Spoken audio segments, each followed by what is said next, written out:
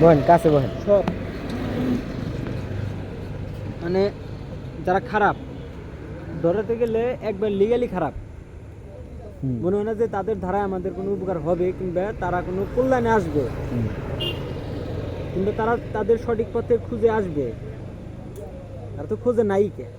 Plus তাদের যদি আমরা খোঁজ যদি ধরেও দিই, প্লাস পয়েন্টটা কিন্তু অনেক আগাবে আমি মনে করি। মানে আমার যে মানে জ্ঞানী থেকে আমার যতটুকু আমি তো বলি ভাই শাস্ত্র কিতাব পড়বার লেগে বেকেরে যে পইরাতে হোক অন্তত পক্ষে। যেমন আমার এই কয়েকদিন আগে একজন বলতেছে নিজামুদ্দিন আউলিয়া, সে হইতেছে আপনার জানিয়া জান্নাতে গেছে। পরে আমি বললাম যে আপনি কি হ্যাঁ আবার নিজামুদ্দিন আউলিয়ার ভক্ত আর কি, বুঝতে পারছি। তো আপনি কি জানেন শিওর সে জান্নাতে গেছে? কয় হ শিওর, মানে 100% শিওর। সে মরা গাছে ফুল ফুটাইছে, আল্লাহ কইছে তুই যদি মরা গাছে ফুল ফুটাইতে পারস তাইলে পরে জান্নাত তোর জন্য। তো আমি বললাম যে হয়তো বা নিজামুদ্দিন আউলিয়া একজন ভালো মানুষ ছিল, আল্লাহ তারা জান্নাত নসিব করুক, ওইটা ব্যাপার না। কিন্তু আপনি কিভাবে গ্যারান্টি দেন যে সে জান্নাতে গেছে? কারণ জান্নাত জাহান্নাম তো অনেক পরের ব্যাপার, পরের বার ঠিক আছে না? তো এই তার এই কথার কোনো গ্যারান্টি সে দিতে পারবে? কোনো কিতাবে উল্লেখ আছে? কোনো কোরআন কোনো কিছুতে উল্লেখ দেখাইতে পারবে যে আমি জান্নাতে গেছি গিয়ে মরা গাছে ফুল ফুটে? নো, এটি হইতেছে অন্ধবিশ্বাস। যেমন এই যে আপনার জানেন হিন্দুরা মূর্তি পূজা করতেছে, অন্ধবিশ্বাস। ওদের শাস্ত্রে কিতাবে বলতেছে যে তো নাত আসতে প্রতিমা আসতে, তার কোনো মূর্তি নাই, ছবি নাই, পেন্টিং নাই, তার কোনো আকার আকৃতি নাই। অন্ধাত্মা প্রবিশান্তি অসম্মতি মুপাস্তে, সে অন্ধকারে আছে। যে পূজা করে আগুন, পানি, গাছপালা, মাটি, মানুষ, পাথর, পাহাড়, পর্বত। কেউ যদি বলে যে আমি বাপ মারে পূজা করি, বাপ মারে বুঝি, বাপ মার থেকে আসছি, নো, এটা তো অসম্মতি। মানে প্রাকৃতিক বস্তু, প্রাকৃতিক বস্তু তো উপাসনা করা যাবে না, নিষেধ করছি। তারা আরো এলো অন্ধকারে আছে যারা পূজা করে সম্মতির, প্রকৃতির দ্বারা বানানো বস্তু। যেমন মূর্তি, পাথর কাইটা কাইটা মূর্তি বানায়, গোল্ড কাইটা গোল্ড রে সুন্দর আকার শেপ দিয়ে স্বর্ণের মূর্তি বানায়। গোল্ড কি প্রাকৃতিক বস্তু না? তারপরে আপনার যায় নিয়ে বিভিন্ন ওই যে আমাদের বাংলাদেশে সাধারণ সাধারণ মূর্তিগুলো যেগুলো মাটি, তারপরে খের, বাঁশ, খোড়া, এগুলা দিয়ে বানায় না, এগুলা সব প্রাকৃতিক বস্তু না? তারা গভীর অন্ধকারে আছে না? গভীর অন্ধকারে তো নিষেধ করা আছে তাদের শাস্ত্র কিতাবে, কিন্তু আপনি জানি না বলেন গা আপনার কথা শুনবই না। আমার লাগে কত হিন্দুর সম্পর্ক বাদ হয়ে গেছে গায়ের লেগে। তারা তাদের সঠিক পথে নাই। এই কথা বললে পরেই মনে করেন যে দুশ্মন। আমি আমার মাঝহাবের লোকে, মানে আমি মুসলমান ধর্মের কথা কইলে পরেও দুশ্মন তাকে কাছে। দুশ্মনী হিসাবে আমাকে কেন দেখে? তারা তাদের নিজেদের শাস্ত্র কিতাব দেখতে পারে না? আমার মন চাইতেছে যে এই বাগবাড়ির মানুষের জন্য কোনো কল্যাণদায়ক হবে না যদি পারতাম।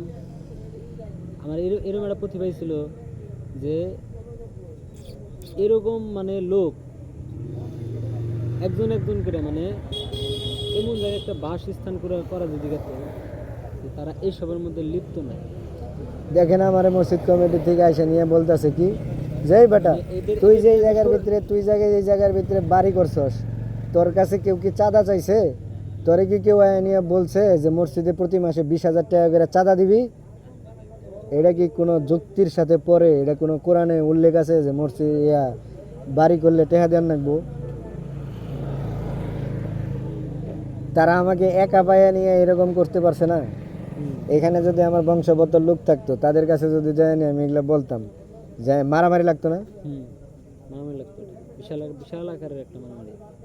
তারপরে যে লোকটা আমার মা তুলে গালি দিছে, আপনি বিশ্বাস করবেন না, আপনি যাই নিয়ে খবর নিয়ে দেখেন আশিকপুরে এক লোকে খারাপ ব্যবহার করছিল দেখে আম্মুর সাথে, ওরে আমি 4 দিন হাসপাতালে রাখছিলাম। এই বিষয়টা যদি খালি কোরআনের না হইতো, আমি মনে করেন যে কিচ্ছু দেখতাম না, আমি ওরে মনে করেন যে মায়ের উপরে মার দিতাম। আমি কিন্তু অন্য ক্যাটাগরির লোক, খালি বিষয়টা খালি কোরআন আর আল্লাহরে নিয়ে দেখে মনে করেন যে নবীজিও মার খাইছে, গালি খাইছে, অনেক কিছু খাইছে, ঠিক আছে, সেই জন্য চুপ করে রয়েছি।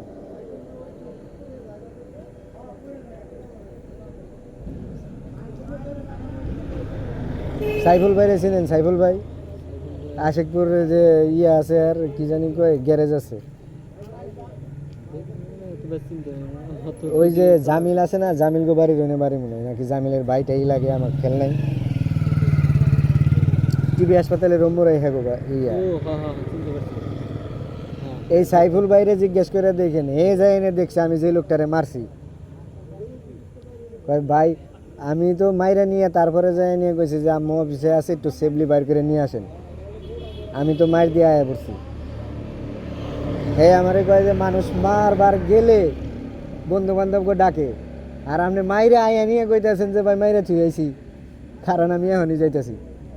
গেছে যায় নিয়ে দেখে কয় ভাই এই এই কাম করছেন আপনি, এমন মার দিয়েছেন, আর পুরো চেহারা মেহারা রক্তাক্ত করে লাইছেন আপনি।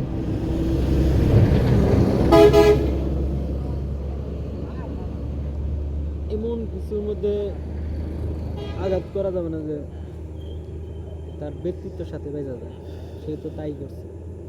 তো এ শুধু মনে করেন যে এখন পর্যন্ত সুস্থ সবল আছে একটাই কারণ, খালি কোরআন নিয়ে কথা দেখে, আল্লাহরে নিয়ে কথা দেখে। যে আমি মনে করেন যে একটা পিড়িয়ে খেয়েছি বুঝছেন কি,